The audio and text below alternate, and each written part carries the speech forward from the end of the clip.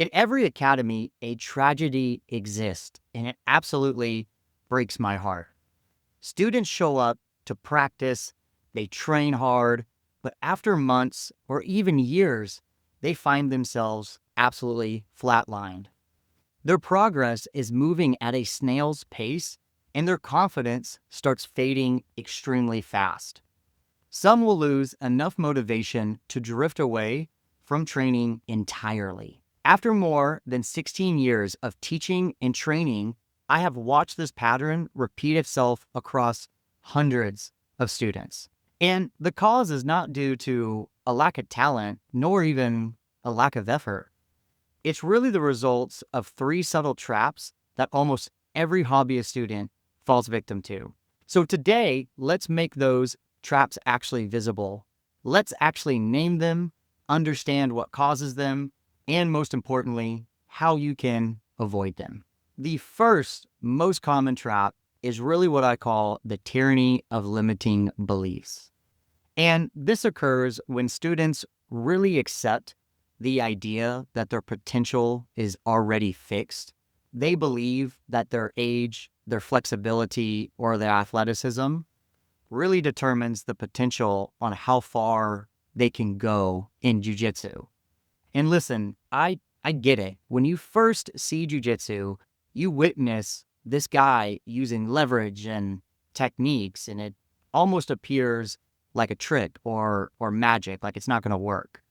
And then you actually take your first class and you realize how awkward the movements are and the helplessness and really how much there is to learn. That magic really quickly turns into frustration, especially when you try to apply it. You look at your instructor who's just gliding across the mat with precision and you think, you know what?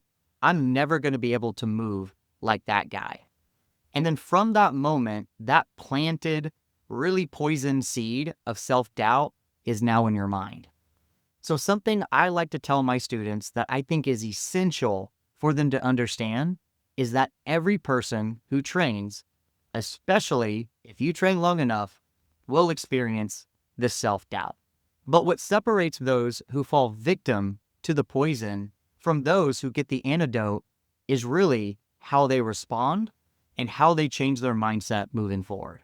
I had massive self-doubts about my own abilities because I was born with club feet. I had to have both of my feet surgically reconstructed at a very young age. When I started training, I couldn't even sit on my heels when inside of someone's closed guard. My ankles were just absolutely screaming and I would be in pain. So I was being swept and submitted from the guard constantly, nearly every single training session. And so if I would have allowed my limitations to really foster my self-doubt, I would have quit within probably the first couple months of training. And trust me, I nearly did several times. Over time, I found ways to adopt jiu-jitsu to my body's limitations.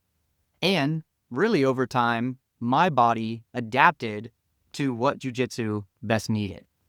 So that experience has taught me something extremely profound. Your limitations are not barriers. They are parameters within which creativity is really forced to flourish. Among hobbyist students, age is the most common limiting belief. They tell themselves, I'm too old, I'm too slow, I'll never match the athleticism of this young guy. Don't drink that poison. Jiu-jitsu isn't about who's most athletic.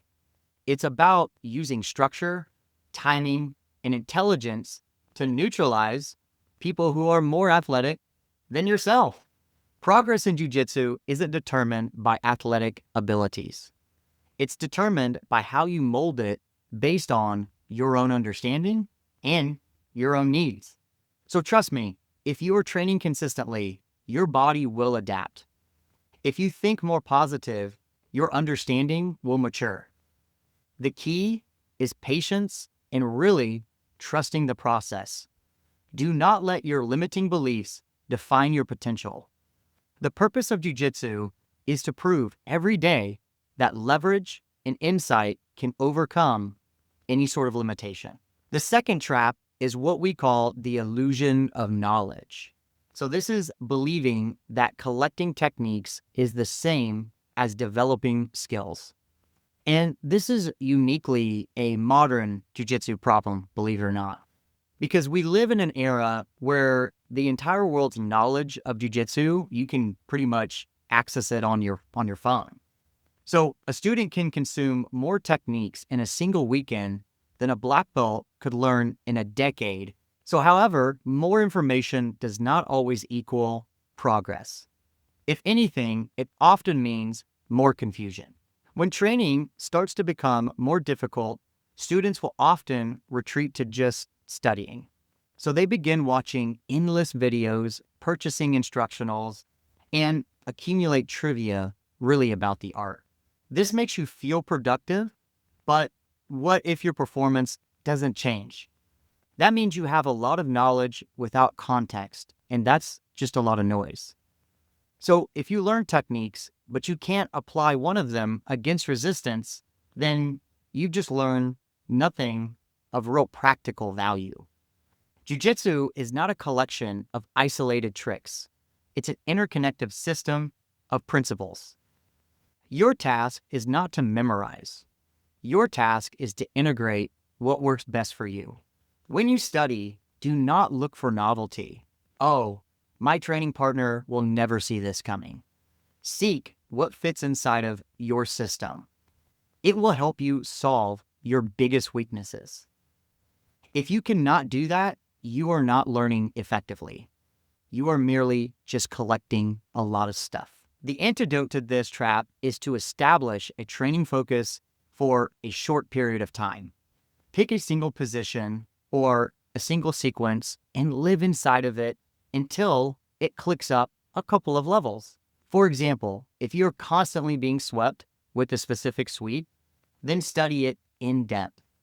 Pay attention to the entries. Learn the defense and start attempting the counters. Keep doing this until you can consistently control the outcome against resistance during live training. Your knowledge must be validated through resistance, and your technique is not truly developed until it works on someone who's trying to stop it. Now remember this principle. Application always outweighs accumulation. 10 well-understood moves will always defeat 1,000 half-developed or understood ones. The third trap, and perhaps the most crippling, is the absence of developing a personalized game. Most hobbyists do not possess a cohesive system for their own jiu-jitsu. Normally, I see them possess fragments, such as bits of technique from around the jiu-jitsu globe, a little bit of mount, a little bit of guard, so on and so forth. But there's no real unifying structure connecting all these bits together. So students will roll reactively, improvising movement after movement with no clear plan or ideal destination actually in mind. On some nights, this approach has everything flowing and you feel improvement. And then on other nights, nothing works and you leave disheartened and like questioning your whole existence in jiu-jitsu. What you are experiencing is not necessarily an inconsistency in performance, but an inconsistency in direction. Jiu-jitsu rewards those who think like architects, not like tourists. A good game plan is not a random collection of moves that solely rely on your ability to react. It is a chain of cause and effect designed around your physical attributes, preferences, and best understanding of the principles. Even the most basic sequence, doing a takedown, gaining some type of top control, looking for a submission, is a game plan. As you develop further, you refine that plan. You learn to funnel opponents into positions where you have the highest probability of success. Your first task is to actually identify where your advantages lie. Your second task is then to systematize them. That is what building your game actually looks like. This does not mean you must invent something new. Instead, I want you to organize what you already know. If you are 45 years old and you train 3-4 times a week, your game is going to look much different than a 22-year-old competitor.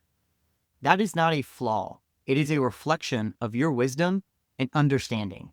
Also, do not try to replicate someone else's game exactly. Really try building your version of what efficient jiu-jitsu looks like. Building your game will transform chaos into order.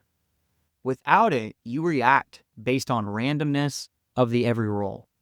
With it, you attempt to create predictable scenarios to better impose your will. Building your game starts the moment that you solely stop focusing on surviving and you start designing. Now understand, these 3 traps are not independent. They form a cycle, a loop of despair. Self-doubt can lead to excessive studying. Excessive studying without direction creates a mishmash of a jiu-jitsu game, and a mishmash of a jiu-jitsu game erodes confidence, and then the cycle begins anew. Many students live inside of that loop for years. They train constantly, yet feel like they're in the same spot. What you lack is not effort, it's clarity. To escape this loop, you must create structure, a way to see your entire game at once, identify your weaknesses, and direct your focus intelligently. All improvement in jiu-jitsu can be measured by your ability to understand how to improve your game. Without it, you rely on a series of disconnected experiences, which make you work hard, but not heading in any direction. For this reason, I have developed a framework that divides building your game into 5 fundamental domains so you can see your entire game clearly. I've already created a dedicated video on this titled How to Build Your Jiu-Jitsu Game. I walk through the framework on how to build your game in different phases, how to map your current skill set, and then how to identify your weakest areas.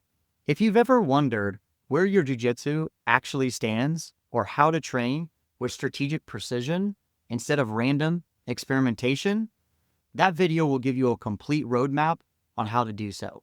It will build off the ideas that are introduced here and show you exactly how to apply them to your own jiu-jitsu. If you find yourself caught in one of these traps, if doubt, distraction, or disconnection have slowed your growth, understand the problem isn't you, it's the absence of structure. Once you bring clarity to your training, progress becomes inevitable. Every session reveals data. Every mistake becomes information. And that is a true mark of intelligent practice. If you are ready to begin this process now, I've actually included my free game plan generator down in the description below.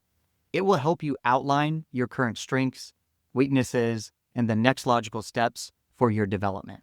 Now, check out this next video right here on why most students don't actually know if they're improving. So we'll examine some hidden metrics that you probably aren't paying attention to. Remember, jiu-jitsu does not reward the frantic or the impatient. It rewards the thoughtful, the consistent, and the structured. Thanks for staying to the end of the video, and I'll see you in the next one.